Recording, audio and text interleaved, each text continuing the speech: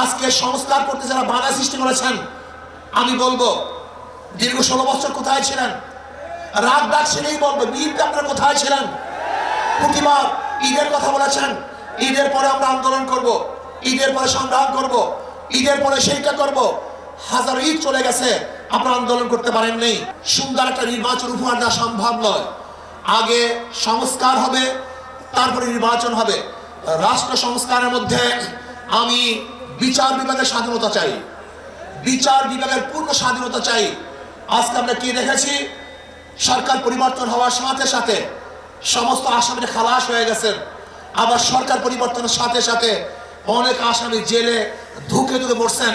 তার মানে বিচার বিভাগ কি সরকারি ইঙ্গিতে চলে? একটা ভালো রাষ্ট্রের, উন্নত রাষ্ট্রের সবচেয়ে বড় মানদণ্ড হলো বিচার বিভাগের স্বাধীনতা। যেই রাষ্ট্রের মধ্যে বিচার বিভাগের স্বাধীনতা নাই, ওই রাষ্ট্র ভালো কল্যাণমুখী একটা রাষ্ট্র হতে পারে না। এর জন্য আমি বিচার বিভাগের স্বাধীনতা চাই। এমন স্বাধীনতা চাই, বিচারকরা আইন অনুযায়ী বিচার করবে, কারোর ইঙ্গিতে বিচার করবে না, কারোর দিকে দৃষ্টি করে বিচার করবে না, বরং আইনে যা আছে সেই অনুযায়ী সে রায় প্রদান করবে। এমন স্বাধীনতা বিচার বিভাগকে থাকতেই হবে। এমনকি ওই চেন্নাইকে, চিটাগংয়ের চেন্নাইকে সেও যদি বিচারের আওতাধীন, সেও যদি আইনের আওতায় খালাস পায়, আমার কোনো আপত্তি নেই। কিন্তু আমিও যদি বিচারের আইনের মাধ্যমে জেলে থাকি, তাহলে আমার আপত্তি নেই।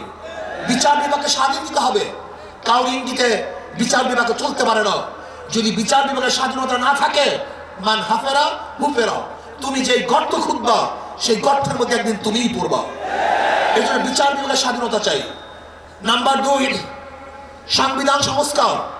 আজকে দেখেছি সেখানে প্রায় 505টা আসন রাখা হয়েছে। আসন কম হোক বেশি হোক, কিন্তু সব জায়গায় নির্বাচনের ভিত্তিতে সংসদ সদস্য হতে হবে। মহিলাদের জন্য সংরক্ষিত আসন 100, এটা আমরা মানি না। যে সংরক্ষিত আসন মহিলাদের জন্য রাখা হয়, এটা মহিলাদের সাথে বৈষম্য করা হয়, তাদেরকে দুর্বল ভাবা হয়।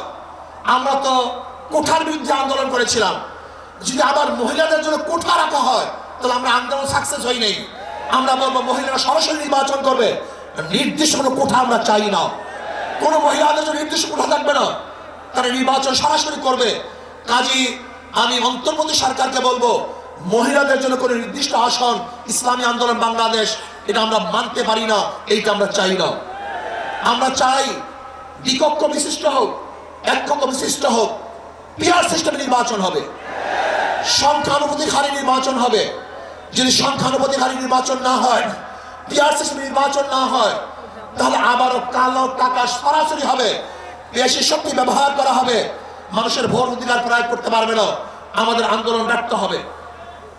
আজকে জুলাই বিপ্লবে ইসলামী আন্দোলন কি ভূমিকা ছিল আপনারা জানেন। 5ই জুলাই বরিশালে আমরা ঘোষণা দিয়েছিলাম যে ছাত্রদের বৈষম্য বিরোধী আন্দোলনের সাথে আমরা সম্পৃক্ত। শুধু কি তাই, সেখান থেকে শুরু করে এমন কোন আন্দোলন নাই, সংগ্রাম নাই যেখানে আমরা মাঠে ছিলাম না। আমরা জীবনের মায়া ত্যাগ করে রাস্তায় ঝাঁপিয়ে পড়েছিলাম। আমি বিশ্বাস করি ইসলামী আন্দোলন বাংলাদেশ যেইভাবে দলীয় ব্যানারে বৈষম্য বিরোধী আন্দোলন অংশগ্রহণ করেছে, বাংলাদেশের অন্য কোনো সংগঠন দলীয় ব্যানারে এই আন্দোলনে সম্পৃক্ত ছিল না। শুধু তাই, ইসলামী আন্দোলন বাংলাদেশের যারা শীর্ষস্থানীয় লিডার নেতা তারাই মাঠে ছিল, কিন্তু যারা বৈষম্য বিরোধী আন্দোলনের বিরোধিতা করেছে, বলেছে যে এই সংগ্রামের সাথে আন্দোলনের সাথে আমরা সম্পৃক্ত নাই, তারা যদি আজকে নতুন ভাবে ক্ষমতা দেওয়ার স্বপ্ন দেখে, এদেশের জনগণ সেই স্বপ্ন পূরণ হতে দেবে না। সংস্কারের পরেই নির্বাচন হবে। আজকে সংস্কার করতে যারা বাধা সৃষ্টি করেছেন, আমি বলবো দীর্ঘ 16 বছর কোথায় ছিলেন? রাগ ডাক সেটাই বলবো, বিএনপি আপনারা কোথায় ছিলেন? প্রতিবার ঈদের কথা বলেছেন, ঈদের পরে আমরা আন্দোলন করব, ঈদের পরে সংগ্রাম করব, ঈদের পরে সেইটা করব। হাজার ঈদ চলে গেছে, আপনারা আন্দোলন করতে পারেন নেই। কিন্তু ছাত্র জনতা আজকে আন্দোলনের ভিত্তিতে যে অর্জন করেছে, সেই অর্জনকে ধ্বংস করার চক্রান্ত করতেছেন। যে বৈষম্যের বিরুদ্ধে আন্দোলন করেছিলাম, চাঁদার বিরুদ্ধে আন্দোলন করেছিলাম, দুর্নীতির বিরুদ্ধে আন্দোলন করেছিলাম, ধর্ষণের বিরুদ্ধে আন্দোলন করেছিলাম, অবৈধ হত্যার বিরুদ্ধে আন্দোলন করেছিলাম, মানুষের স্বাধীনতার জন্য আন্দোলন করেছিলাম, মানুষের মুক্তির জন্য আন্দোলন করেছিলাম। কিন্তু আমরা কি দেখলাম?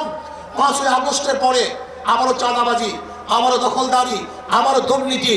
না, বাংলাদেশের মানুষ এই চাঁদাবাজি আর দেখতে চায় না, দুর্নীতি আর দেখতে চায় না। যারা 53 বছর পর্যন্ত বাংলাদেশকে 5 বার দুর্নীতি চ্যাম্পিয়ন করেছে, ওই সমস্ত দলকে বাংলাদেশের জনগণ আর ক্ষমতা দেখতে চায় না। বাংলাদেশের জনগণ কি ক্ষমতা দেখতে চায়? ইসলামকে ক্ষমতা দেখতে চায়। বাংলাদেশের জনগণ ইসলামী আদর্শের মানুষকে ক্ষমতা দেখতে চায়। যারা খাঁটি ইসলাম, মদিনার ইসলাম নিয়ে সামনে অগ্রসর হবে, বাংলাদেশের মানুষ তাদেরকে গ্রহণ করবে। মদিনার ইসলামের বাহিরে কোন নব ইসলামকে বাংলাদেশের মানুষ গ্রহণ করবে না ইনশাআল্লাহ। ভাইয়ের আমার, আসুন ইসলাম হুকুমাতের জন্য আমাদের সাধনা করতে হবে, চেষ্টা করতে হবে। আমাদের আন্দোলন এখনো সমাপ্ত হয় নাই, আমাদের সংগ্রাম এখনো শেষ হয় নাই, আমাদের যুদ্ধ এখনো শেষ হয় নাই। বেশিরভাগের বিরুদ্ধে আন্দোলন করেছিলাম, এখন চাঁদাবাজের বিরুদ্ধে আন্দোলন করতে হবে, দখলদারের বিরুদ্ধে আন্দোলন করতে হবে, যারা দুর্নীতিবাজ তাদের বিরুদ্ধে আন্দোলন করতে হবে, যারা ডাকাত তাদের বিরুদ্ধে আন্দোলন করতে হবে, যারা দেশকে ধ্বংস করার চক্রান্ত করতেছে তাদের বিরুদ্ধেও আরেকবার আন্দোলন করতে হবে। আজকে ভারত আমাদের দেশকে দখল করার চক্রান্ত করতেছে। আমি ভারতকে বলবো, আপনি আমাদের দেশ দখল করার চক্রান্ত করতেছেন, আমাদের দেশের দিকে চক্ষু তুলছেন, আঙ্গুল উঁচা করছেন। আপনি জানেন বাংলাদেশের অবস্থাটা কি?